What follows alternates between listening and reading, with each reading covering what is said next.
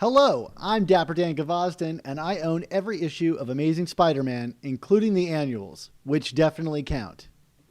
And I'm mischievous Mark Chinacchio, and I own every issue of Amazing Spider-Man, but the annuals don't count. Well, everybody, welcome to the Amazing Spider Talk, the show where two fans and collectors uncover the strange, fun, and fascinating history of the Spider-Man comic universe. Thanks for joining us for this review episode of the Amazing Spider Talk. Yeah, thanks everybody. So today on the show, Dan and I are going to be discussing Amazing Spider-Man Volume 5, number 48, Legacy number 849, which is written by Nick Spencer, with pencils by Mark Bagley, inks by Roberto Poggi, colors by David Curiel, letters by VC's Joe Caramagna, and a cover by Mark Bagley. At least that's what we have to assume, because the credits page of this issue credits Marcelo Ferreira as the penciler, and he definitely wasn't the penciler. So Dan, all bets are off. Up is down, black is white, cats and dogs sleeping together, chaos. Yeah, it's not good. So, we'll see if we can, trust the editors. We kind of like to harp on the editors, and, this is another case of that. But regardless, the issue was first released on September 9th, 2020, and I think that we can believe in because we were there. Back into it, shall we? All right. Well, you know what's not echoing, Dan? It's the content of Amazing Spider-Man number 48. No, we got a little bit of an advancement of the plot here involving the Sin Eater and his gang of merry Sin Eaters. And they're coming after Norman Osborn, and it even gets the whole Spider Squad involved. And this was an interesting issue for sure, that kind of dove into that lovely chestnut of Spider-Man's moral kind of quandaries and decision making, and weighing one ethic versus the other. I don't know. What'd you think? What's your kind of broad take on it? I mean, I thought this was a really solid character-oriented issue. It kind of answered a lot of things that I wanted from this story, while also kind of pushing the story into a realm I didn't think we were going down. Like the kind of shape shifting of this story from like a kindred Sin Eater story into like kind of a like Spider-Man kill code Norman Osborn story. Like Sin Eater almost feels like he's just kind of a means of conveyance. I don't feel like he's still a big player in this as much as he is like a tool for Spider-Man to kind of like wield, whether he chooses to allow Norman to be cured or not. But I think ultimately this issue does a pretty good job of laying out the stakes of that story in a pretty clear way. I even like that we kind of have Madam Web summing up all of the moving pieces and stuff. And I don't think stories should be stagnant, so I'm kind of interested that it's evolving. And I think that this had a lot of great character interactions between spider people that like we've wanted for a long time. And so I wasn't expecting this stuff in this story, but I think it's one of the better issues from the Nick Spencer run. Yeah, I am of many minds about this issue, Dan, because I mean, on one hand, we definitely got some great character stuff. We got, I feel like we're moving some things forward, I guess, in the overall arc, but I've been kind of thinking long and hard about what did this issue actually accomplish? And it's like, I think a lot of it kind of comes down to, are we trusting Nick Spencer is going to somehow tie all these pieces together over the course of the next issue or two, which are presumably going to be two big kind of milestone issues, both 850 and then 50, because got a double dip on that. There's also like a 0.1 issue or 2.1 issues associated with that. So like they're like quadruple dipping. Yeah. I mean, but that's I'm not trying to show doubt, but like that's a big if at this point, Dan, because looking at this on the surface, it's like, okay, this was a pretty cool issue.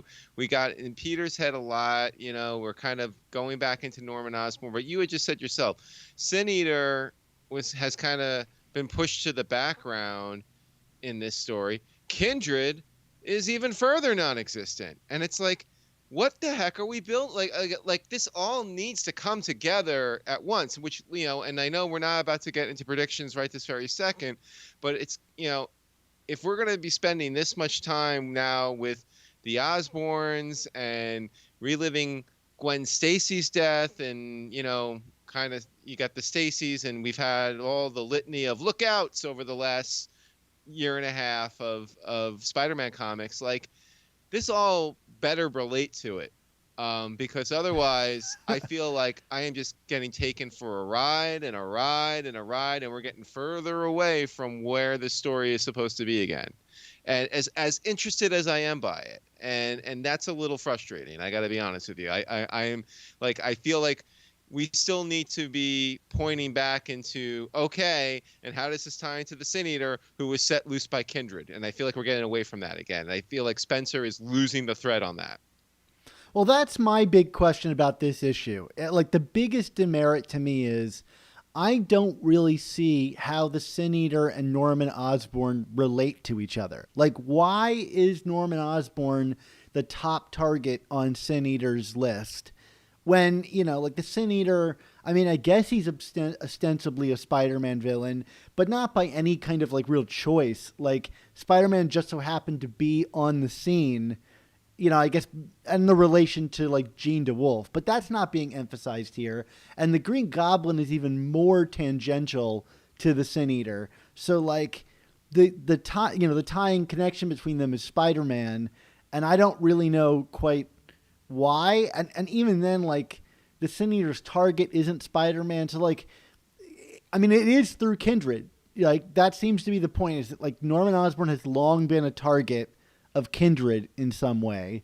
And maybe there's a case that Norman Osborn is the most sinful person in New York City, so the Sin Eater needs to go after him.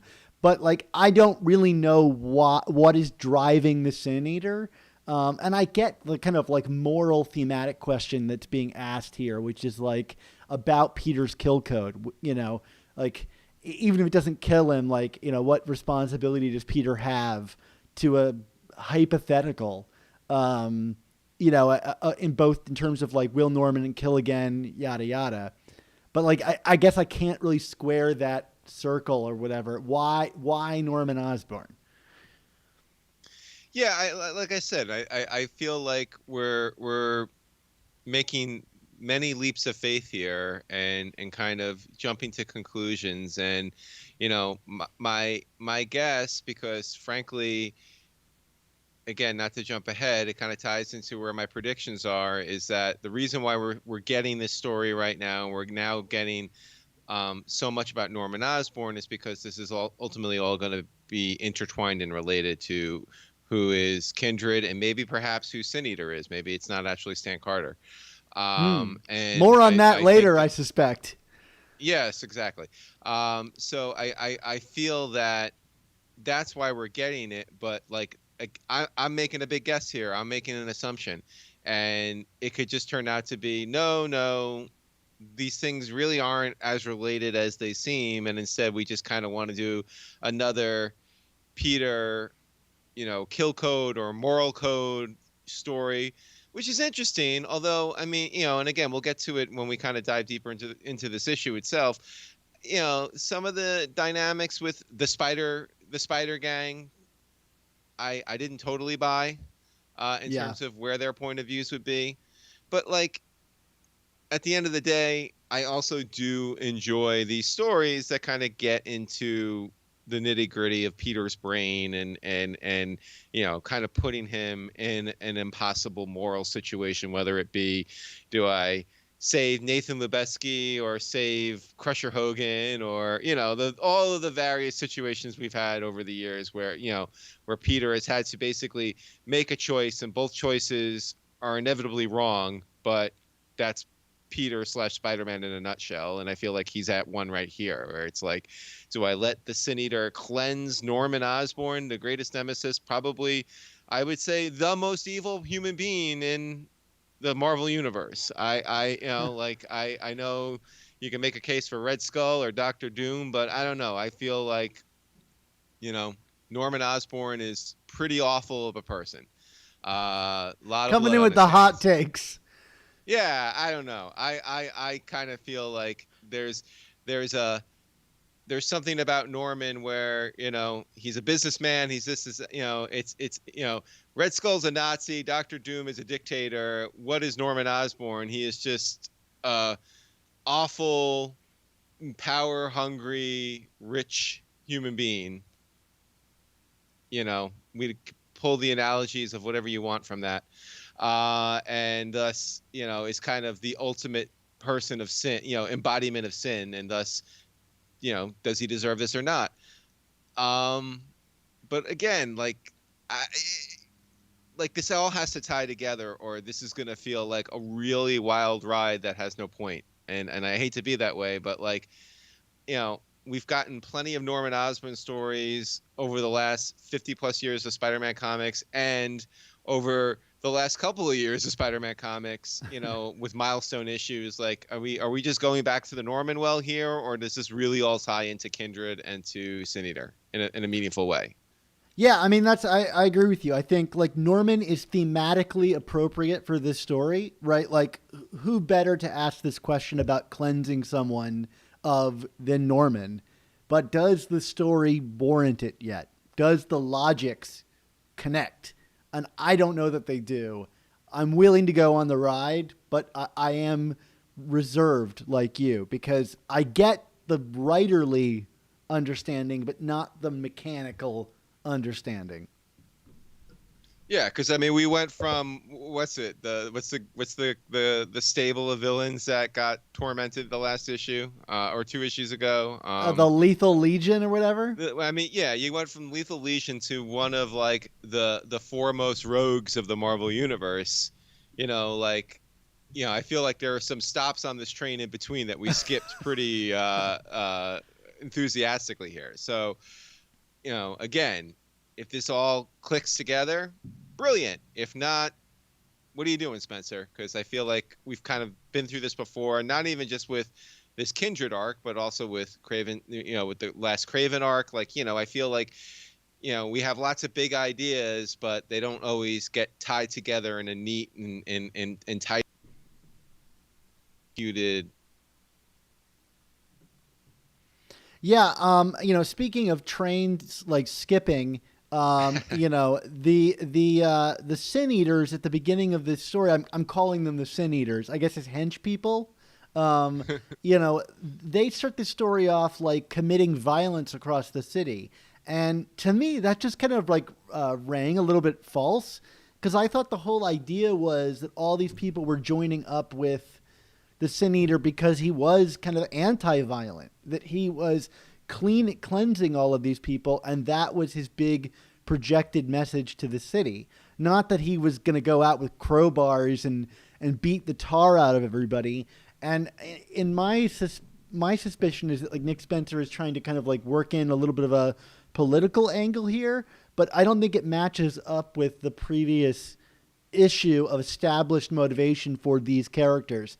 I mean, I understand that like there's a line in this book that says like they don't all have the same motivation, but like it is a bit of a jump for me to think that these people would go from like joining up with him and his light gun to being like, let's just terrorize like Jersey City or whatever.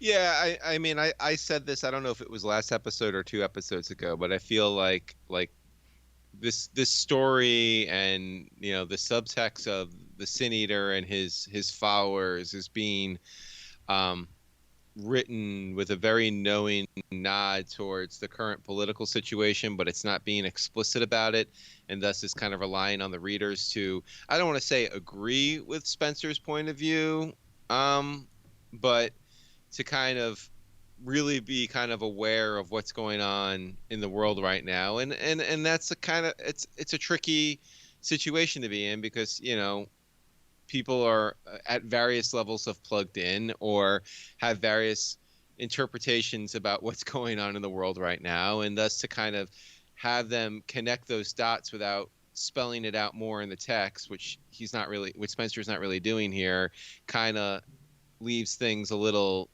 vague and, in this case, a little contradictory. Um, so yeah, I agree with you, Dan. I mean, I guess that's my long-winded way of saying I agree with you. I mean, it's not so much that I don't buy that they would be acting in this fashion, but like I feel like the work hasn't been put in from a comic book content standpoint to demonstrate why they be doing this now. It's just like we're kind of like making leaps based on what we might know in the real world, how certain people who say one thing but do another might act. So that's a little frustrating from just a straight up like, what am I reading here, and what are you giving me to make me draw those conclusions on my own?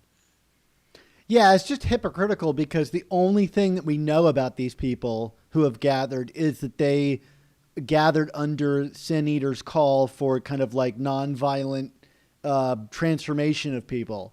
So to see them change, off page is kind of strange. I did like, however, though, that when Miles gets involved, that he kind of calls out the hypocrisy of Peter and Miles stopping them, right? Like the idea that like, oh no, we have to stop these masked vigilantes who beat up on whoever they want outside of the law. And it's like, well, that's what you guys do too. Right. And Peter tries to kind of like draw the line a little bit by saying like, well, we're not being violent to random people, which I guess is true. But, it does kind of nod towards the fascism of superheroes, which we brought up on the show here and there. And, I liked at least that Spencer is like at least commenting on that theme. I'm curious to see if he'll do anything more with that, because everybody seems to like to acknowledge it and then not actually confront it in any way. Not that I want Right. this whole Yeah. book to be about that, but, it is something to save for another day. Yeah, no doubt. And it feels to me, and it kind of ties into what we get further on into this issue, that like Peter is kind of like he's a very naive voice in this comic, like, and it kind of strikes me as odd, especially in contrast to Miles, who's the kid, who's the inexperienced Spider-Man, that Peter is kind of the one being so naive and kind of, well, yeah, but we're different. And Miles is kind of being savvier and more, a little more cutthroat about what it is they are and what it is they need to do as heroes. Not to bring real world politics into this, though, but it made me think about Miles as a character, this young African American man, right, who may have experienced authority figures in his life, kind of like operating in a way that's contrary to the law. So maybe there's a lesson that he has to teach Peter there. But yeah, it doesn't really get much lip service in the text. But if I wanted to no prize it, maybe that would be the direction I would go. Yeah, I mean, you could definitely no prize it that way, but I mean, I feel like if you kind of look at the history of these two characters, I mean, not that, I mean, like Peter, that's the thing. It's like Peter throughout this comic rings true to me. Like, I feel like these are struggles he would be having emotionally, ethically. But I don't know if the supporting cast rings as true here. Like, I don't know if Miles, like Miles is coming forward, and I know that in the Ultimate Universe, their Norman Osborn kills Peter Parker, but also their Norman Osborn becomes a literal goblin. You know what I mean? So it's a different world. You know what I mean? Like, it's not this. It's and they even made the comment. The more even though we're different universes, things are similar, and it's like, yeah, but not always. Like, it's not necessarily apples to apples here, in my opinion. So I don't know, like what is giving what from Miles' biography that we know of in the comics is allowing him to kind of talk as this kind of jaded, cynical person. I've yet to see it with the Miles stories I've read, and certainly in the few interactions that Miles has had with Peter in the comics, right? Yeah, I think that's really accurate. I mean, I like the idea behind the beat that Miles enters into this world with like a level of cynicism in regards to he's already seen a Peter Parker die at the hands of the Goblin, although that wasn't true necessarily because he was Right. reborn a few months later. But I don't really want to get into that because Right. I think that's a total mess that was never Yeah. really wrapped up. Right. But I think the idea behind this is really great. But I agree with you. I think the characters are a little too cynical, are a little too world weary, and although I also appreciate that Peter is kind of like, and however naive he is, he's kind of the North Star. And I find that refreshing because, North Star, even if it's like an incorrectly placed guide, right? Whether you agree with Peter or not, that it is his duty to save Norman. I like him leading on this, but you're right. It is, that's the one thing that really stood out to me here is like, I don't know that I believe that all of these Spider characters would feel this way, but I do think that Spencer puts in a bit of the work to try to convince us with that Norman flashback. Although I will say also, and I'm like a couple months behind on Miles's book. Does Miles actually remember all of this stuff? Like, I thought it was my understanding that he didn't really remember his history in the Ultimate Universe. So, I don't know. Someone's going to chime in here and tell me that I'm wrong about that because I'm like 3 months behind on Miles Morales because he's dealing with that right now in the pages of the Miles Morales Spider-Man book with this whole like ultimatum villain. But yeah, I don't know. That stuck out to me as like, oh, I didn't know that he remembered all of this nonsense. Yeah, I'm equally behind. I have not read a new Miles issue in a couple of months, so I can't answer that question for you on the air. So it's up to you, dear listeners, to tell us how wrong we are. Uh, Yeah, but yeah, yeah. yeah. Now, what else? Was there anything else about the Peter and Miles interaction that really stuck out to you? Because Well, it's there was some good stuff to be mined from it for sure, right? for sure. I mean, I think it's like a great example of like Mark Bagley's kind of sensitive uh, work as a penciler. It takes me back to like Ultimate Spider-Man days where he could just do a really kind of like human scene between two people. Although at the same time, I'm thinking, how cavalier are Peter and Miles just taking their masks off in the middle of New York City where there's likely to be hundreds of eyes on them? I don't know. It's the kind of thing you have to forgive a little bit because I'm sure they wanted this emotional scene between the two of them, and them being in masks wouldn't really cut it. But the whole time I was thinking, aren't there going to be like 100 camera phones on these two right now? It's like MCU Spider-Man, Dan. I mean, when is the mask ever on now? Yeah, absolutely. And I really love the beat of like Peter acknowledging that if he were to die, Miles would step up in his place. Because I feel like that is a sentiment that even after all this time has not really been expressed in the 616 universe.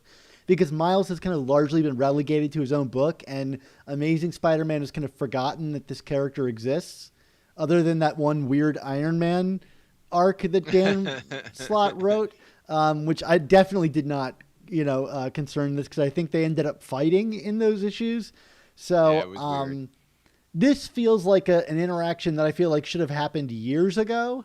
And I like that Peter acknowledges that he can be more kind of cavalier about his work as Spider-Man because he knows that there's someone in the wings waiting to take up his spot. And I thought that was like a nice sentiment. Yeah, no, and absolutely. I mean, Miles is kind of the heir apparent, whether, we get that kind of acknowledgement in the comics themselves. But I would say for sure that, if we ever decide to sideline Peter again for an extended period of time, it's going to be Miles in the main book for sure. But from there we kind of got a "This Is Your Life" Norman Osborn little sequence with some callbacks to Absolute Carnage, and then we see there's a little flashback to the people in Peter's life that Norman has killed. And we had one interesting one, I thought, here, Dan. Uh, when you say, I mean, we had Flash Thompson, which is from the most recent storyline from 800, and of course Gwen, Gwen. But Which then, I think has that really nice panel transition of the snap. yes, absolutely, Bagley, totally knocking this out of the park here. But then we also get a visual callback to Spider-Man and Harry Osborn from Spectacular 200, which is, of course, the death of Harry Osborn, which was later undone by both Brand New Day and then a later retcon story written by Dan Slott in the pages of Amazing Spider-Man in that kind of post-Brand New Day era of the book. Little weird that Harry Osborn's death would be grouped together with two people, someone who's not technically dead would be grouped with two people who are most discernibly dead. I don't know. Any thoughts on that, Dan? I do, actually. What interested me as well about this is the kind of visual framing callback to those Absolute Carnage issues of Amazing Spider-Man, where we saw the party that all the friends had gathered at for Flash Thompson's return, and Harry's kind of dealing post with drugs. And if you remember in that issue, it went through these three friends again and showed their faces in close-ups and kind of framed them. And I think at the time we were like, is this our gallery of potential Kindred suspects? There was kind of an implication that Kindred was somebody at this party in some way. And I think we both ended those issues saying, well, it seems very obvious that they're pointing, I think I called it a red herring, but it seemed very obvious that they were pointing the direction at Harry Osborn here. And this is the exact same visual framing of these three characters, calling them friends, allies, etc. So this isn't a mistake. Nick Spencer is thematically calling back to those previous issues.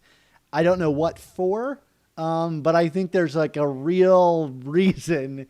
And I would imagine, send up the Kindred alarm, because I think there's something going on here with that. Mark, you?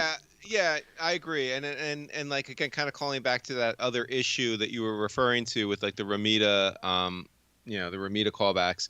I mean, Harry, Gwen, and Flash from the Ramita Stan Lee era. I mean, what are we talking about here? We're talking about kind of an age of youth and innocence.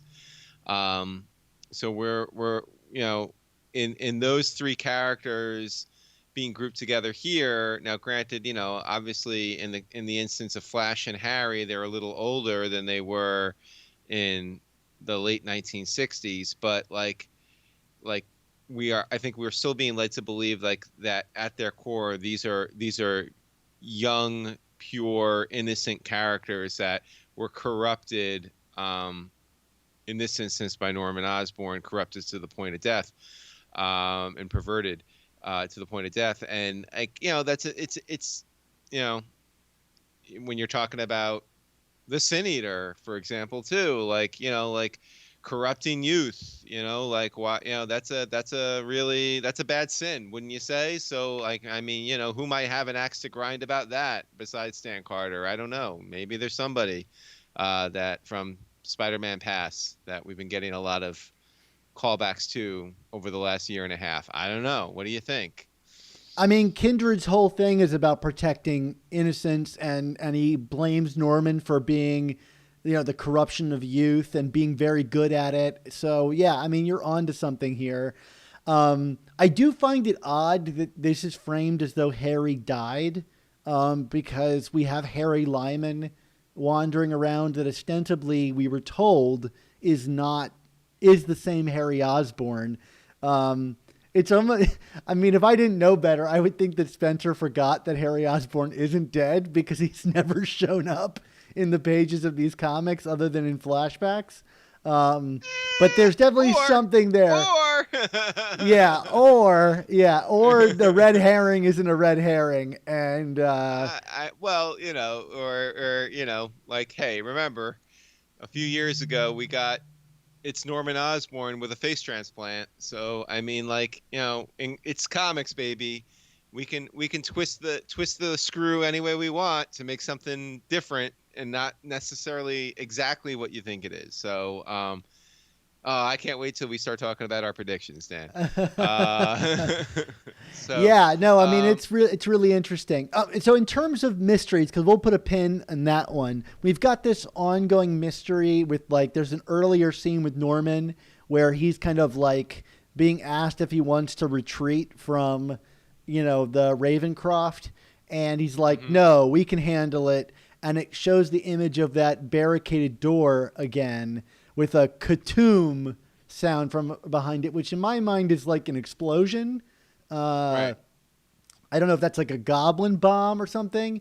Did you have any reading on this? Because, like, the way the panels are sequenced, the suggestion is that, like, it's two different people. So my idea about it being where Norman goes to become the Goblin seems a little bit out there, unless he was able to use the isotopic genome machine from the beginning of this arc and split the Goblin and Norman into two separate people, which could be how he got a clean bill of health. So that's my new theory, that the Goblin and Norman are two separate people, and the Goblin is stored in there. But, like, if it's not the Goblin, who would it be? First of all, what do you think of my theory? And what do you think about who it might be in there? I mean, you have, I think, from the beginning, whether I'm trying to remember what has been said on this show versus what you and I talk about privately, Dan. But, like, I know you have theories about other people that might be involved in this story that we have not physically seen in this story yet. And not to be difficult, but, like, I don't necessarily have opinions about that. Like, like, I guess I haven't read it to that. I haven't read those scenes to that degree of speculation yet, and maybe I should be, but, like, I just kind of didn't read the scene the same way as you did. So I mean, if you got some theories, throw them out there for sure. I mean, that's the theory. Is there theory that I'm not mentioning that I've talked to you about that I'm forgetting right now? Oh, no. Then I might be confusing it with something else. No, but that's I mean, splitting the Goblin into two. I mean, why not? I mean, and like you said, that would definitely explain how Norman all of a sudden got a clean bill of health. But that's a big leap for sure. I mean, he seeded that device in the first issue of his run. Like, in my mind, it's like, all right, if we're gonna pay this off, we're gonna get to the point that they're gonna cure Norman, and nothing is gonna happen because the Goblin is a separate person. I don't know. I'm just throwing it out there. I'm probably wrong, but I think that could be really fun. Well, I mean, it's also worth noting in the solicitations, what they've been saying is that the Green Goblin returns, but not Norman Osborn. You know what I mean? Like, and I know that's silly, but words matter, and the words have definitively been Green Goblin returns in is it issue 850? Yeah. I'm trying to remember. Or yeah, okay. So anyway, we'll find out, but that's an interesting theory, and like you said, again, these are very giant leaps that we're taking, Dan, that all of these storylines that were introduced early and have kind of been sprinkled throughout are all going to pay off. But, Spencer has demonstrated over the years that he has an ability to kind of pull it all together. I don't know if he's done it as effectively on Amazing Spider-Man so far, but, like, if he can kind of capture that magic from what he's done on some of the other books that he's worked on, that would certainly be a really cool way to link back to, like you said, the very first story that he wrote about on this book. Well, I just put it out there. We'll see if it comes true. But if I were writing the book, which is not a good way to judge anything, I would do that. That's what I would be doing right now. Yeah. So very interesting. Okay, so let's get back to the kind of meat of this. Although I guess we haven't really deviated that much. So like the Sin Eater then seems to give, and I thought like a really kind of disturbingly illustrated sequence. He seems to give all of his followers his powers to cleanse. I don't know what they're doing, if they're like sucking people's sins into their crowbars and baseball bats, or how that physically works. But that seemed to be my interpretation of what's going on here, is he's like bestowing upon them his powers of some kind. Yeah. I mean, it was, yeah, like you said, it was a kind of dark, dark sequence of things here for sure. Do you want to talk about Spider-Gwen at all? I think we have to. I think in terms of people's feelings about this issue, this was one of the people's favorite sequences, at least on my Twitter timeline. This is the one that I saw everybody sharing because they enjoyed it so much. Mark, I know that you were a little annoyed by how much people were sharing images of this issue online. Is this one of the sequences that was kind of spoiled for you? Yeah, yeah. I mean, yeah. For again, people, can you not spoil things on Twitter? But besides that, um, but no, but it was a really interesting scene, and I feel like it's it's an interaction between Peter and Spider-Gwen that, frankly, I've always kind of wanted to see because, like, you know, we've had multiple stories since Spider-Gwen was introduced 5, 6 years ago, where, like, they've kind of tap danced around the fact that, like, hey, this is the woman that Peter first fell in love with. You know what I mean? This is a pivotal character in Peter's history, but, like, like, outside of the fact that, like, oh, in her universe she lost Peter, in his universe he lost Gwen, um, and that's kind of their shared sorrow. I don't feel like they actually dealt with some of the emotions that were maybe there for these characters in their respective universes, and this scene I felt kind of more directly than we've seen in any other stories kind of address that, and I was kind of there for that. I was intrigued by that. What about you? I thought it was a really interesting sequence. I agree with you. It's like something that I feel like we needed addressed for a long time. But then it also goes like a step further, and it like reaches out to like the audience. It like breaks the fourth wall and becomes this almost like meta commentary on how the Gwen character has been remembered over Hmm. the years. And I thought that was really interesting. It was kind of like trying to like redeem the legacy so that the character isn't just someone who died. And I think Spider Gwen has, like, in avoiding this conversation, has kind of avoided that kind of icky connotation, which is like people don't really know a lot about the original Gwen, but she was a character that people really loved. And Spider Gwen's kind of reinventing that legacy. So I thought it was kind of like appropriate that the Spider Gwen character would stick up for her like progenitor, and suggest like, no, she wasn't just this angelic, perfect human being, who like in the virginal death, of Gwen. She was a complicated character, but she was in certain instances. Although also, while bringing up the non-angelic, non-virginal Gwen, it starts to get me thinking back about like sins past, and like I don't think that he was referring to sins past here, but like I could definitely read that as a reference to sins past. Um, I gotta think that even Spencer wouldn't touch that third rail, but hey, yeah. like, it's 2020, yo.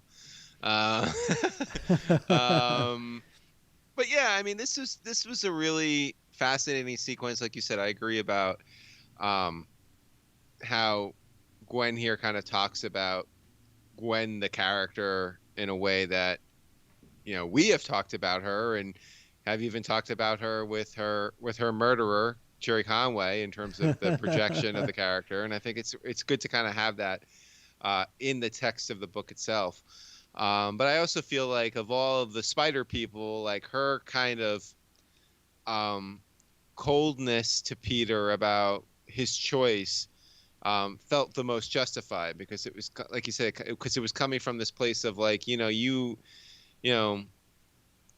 naiveness is also kind of robbing these people that you feel you're defending of some semblance of agency. You know what I mean? Like you're kind of just putting them in these like very impossible to uphold pedestals, and instead of thinking about things more pragmatically about what you need to do. So like I like hers was the one voice I felt kind of that rung true amongst the spider people. I mean, does that make sense, or did you see it differently?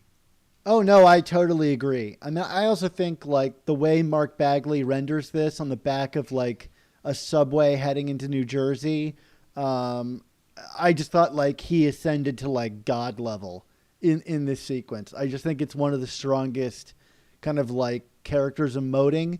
Like even with their masks on, there's just a lot of emotion here, and that really felt true to me. And like her ultimate decision of saying like it's your choice, Gwen would want you to, make that choice. In many ways, it kind of it's like one of the few times I've ever seen Spider-Man's like call with his fists raised that he would avenge her death actually be referenced in this book, but also it's like her saying this absolves him of that. And so it felt like a real healing moment, which is something we very rarely get for Peter, right? If all of these actions are meant to be his attempt to heal from the Uncle Ben's death, like to me, this was like a big step for him in terms of healing from Gwen's death. And sometimes you want your character to not feel that pain all the time. And, I like that. Yeah, no doubt. No, just a great sequence. Something that I feel like we've been waiting for a while, and to some degree. But again, yeah, don't spoil it, people. Come on, give it a few days. We don't all get comics on New Comic Book Day. I'm sorry, especially in the era of COVID. So with that said, we want to talk a little bit about Julia Carpenter. Yeah, sure. Why Madam not? Web. I mean, Who I have to be reminded is Madam Web every time she right. shows up. And they flat out remind you it's Madam Web in this issue. Like, oh yeah, her. She used to be Spider Woman, and now she's Madam Web. I was like, oh right. She's like the Watcher. She like literally shows up and is like something of significance is going to happen here. But what I liked about this was rather than being like, here's some cryptic tease of your future, she's like, I can't tell your future.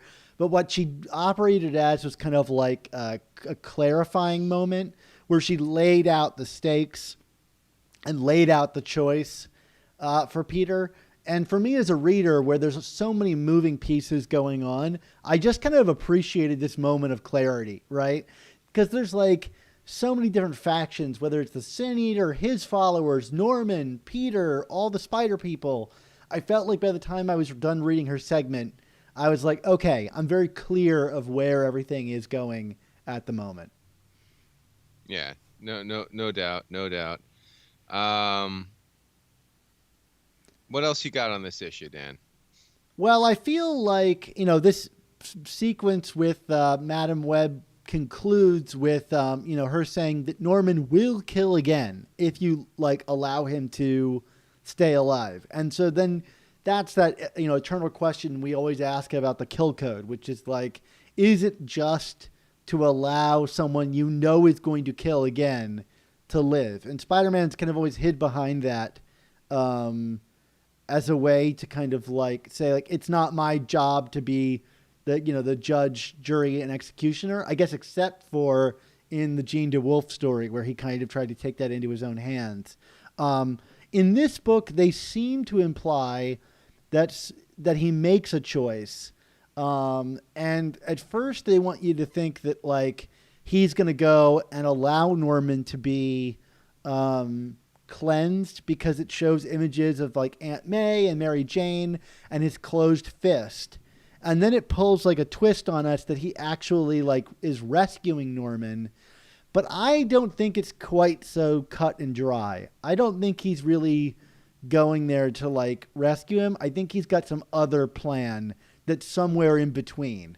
I don't know what that is, but I think we're being left deliberately out of Spider-Man's thinking process in this final sequence when we've gotten so much of his narrative captions, because he's as an active protagonist thinking about something that we aren't. I mean, I think about the sequence from Coming Home where he injects himself with radiation, that's a little bit less deliberate, but we were kind of like, we didn't really know what was going to ultimately happen. I think we're going for a moment like that in this book where, something is going to happen to Norman one way or the other, and it will either be in Spider-Man's hands by him outsmarting the system or some other freak accident.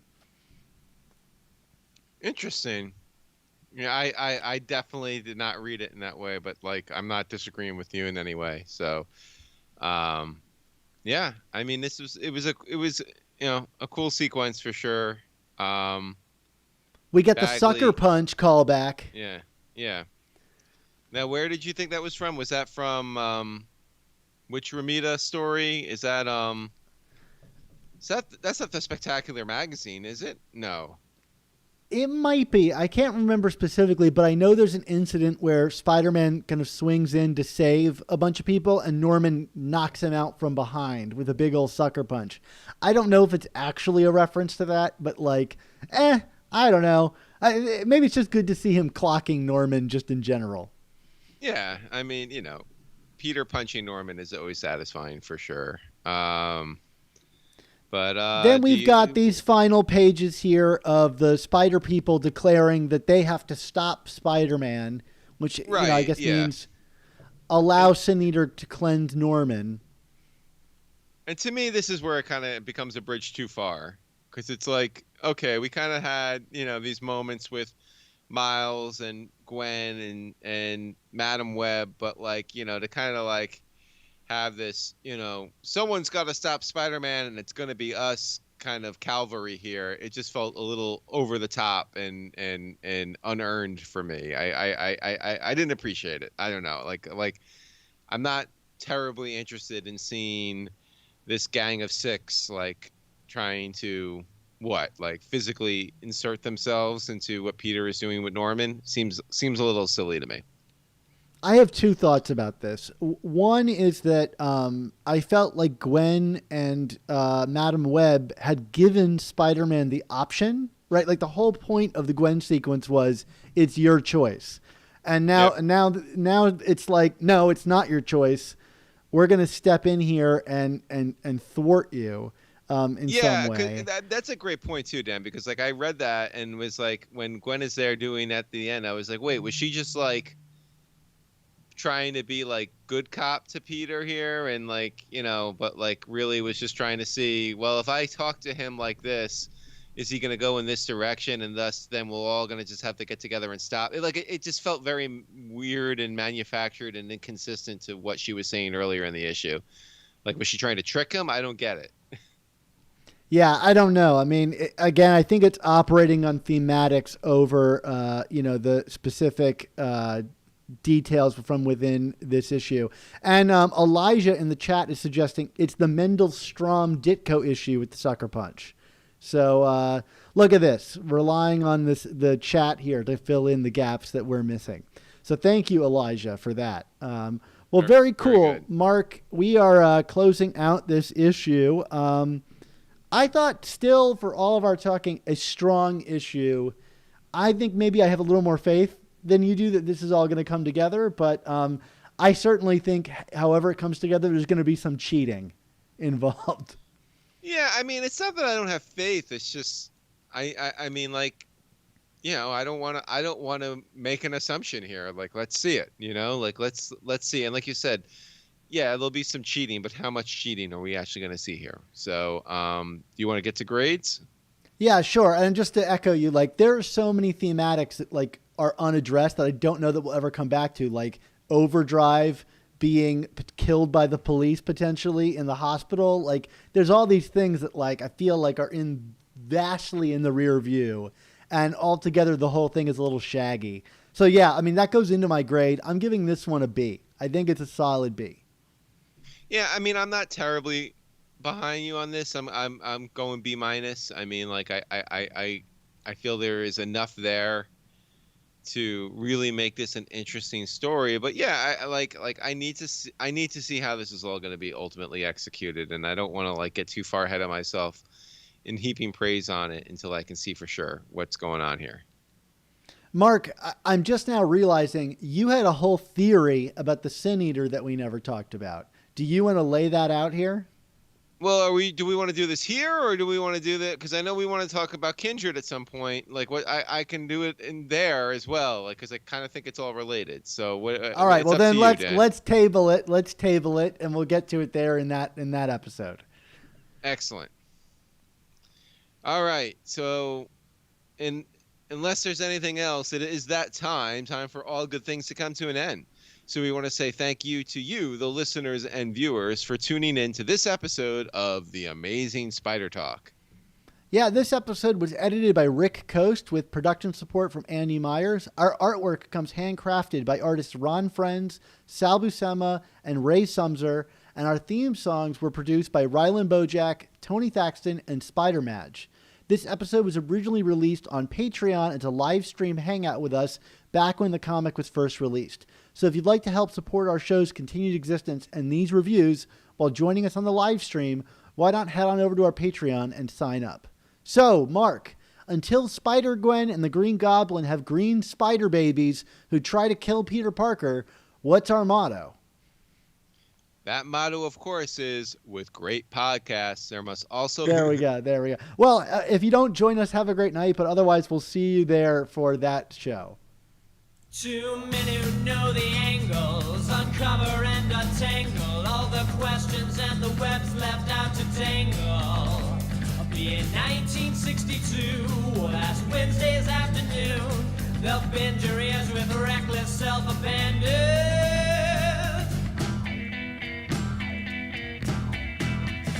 The Amazing Spider